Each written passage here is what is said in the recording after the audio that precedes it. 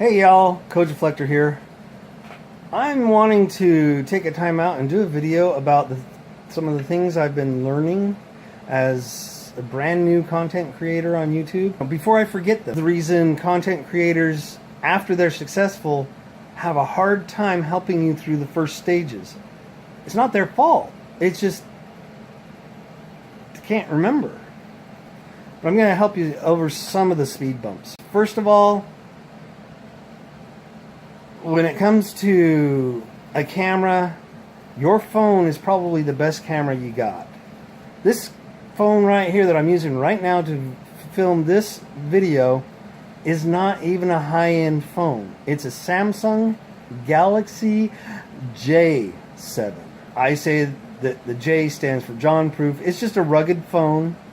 Cost me like $250. The camera does not have automatic stabilization or anything like that. So your phone, the one that you spent just a couple $100 on, or even less, probably has a perfectly good camera. The second thing is, if you're not used to being in front of the camera, you're not one of these tweens that go around selfieing themselves all over the internet, it may be easier to not use selfie mode. I find when I use selfie mode, I'm looking at myself because I'm so good looking. But I need to look at the camera so that I'm looking at y'all. So I have to, use the camera that's on the back of the phone and not see the screen as it's recording. And that way I actually look at y'all. So not using selfie mode may help you break the habit of looking at yourself when you're filming. The next thing is audio. You will notice there is background audio, and it may be making it a little bit difficult for you to hear. There's background noise coming from the air conditioner, which is turned on fan only right now. But that sound, when it hits the phone doesn't know which sound you want it to hear. And it does this thing of sound level equalization, SLE. That means it tries to make it so you can hear everything crystal clear, including the fan. It's amazing how much our ears tune things out automatically. It's not our ears, actually. It's our brains doing the filtering. So being aware of sound is important. And you may have to do a voiceover. Then you have to go and just record the audio track to put with the video. Yeah, that's why a lot of YouTubers won't spend a whole bunch of time on themselves talking. And if they do, they shoot a lot of footage. I mean, as it is, you got to shoot a lot of footage. For 15-minute video, you probably shoot an hour or more of footage, because most of it is not useful for the video. So you're going to have to film a lot more than you think. When you're filming outside with your phone, you're not going to be able to see the screen. Which is, that's okay if you're filming yourself outside. You really should be looking at the camera. But if you're filming something else, you should be looking at the screen. That way you're concentrating on what the YouTube watchers are going to see, rather than what you're going to see. So far, I've discovered that if I can't see the screen, I'll just start watching the action, and then the phone will kind of wander off this way. See how that works? Have you seen that in some of my videos? I know you have. Maybe you haven't. I might have successfully edited out most of that content, but that's what happens. So you need to be watching your screen. I don't know how it works on Apple, on the iPhone, but on the Android, you just touch the top of the screen and drag down, and there's a little bar you can drag to the right to brighten the screen. Do that just as you're getting ready to walk outside, and you're fine. You can see the screen.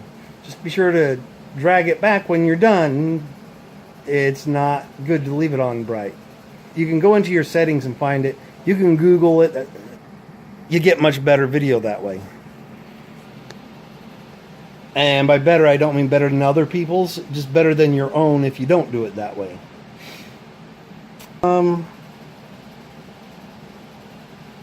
Okay, let's talk about operating systems. And I don't mean phone operating systems.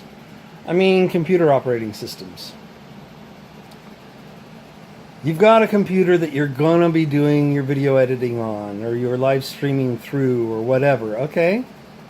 Now, if you're only going to live stream and you're only going to do it through your cell phone, great, that works. You can do that. So you've got this computer.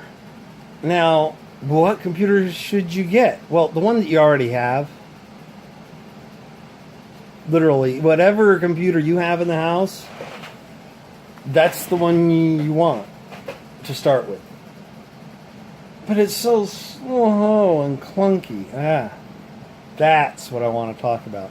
If your computer's getting old, it's only slow and clunky because, well, it's got a lot of gunk built up. Kind of like in an engine. If you don't change your oil once in a while, it gets gunked up and your engine dies. Same thing with Windows.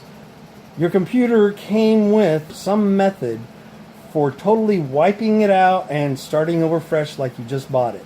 Even if you don't have that ability to restore, it's okay. Because honestly,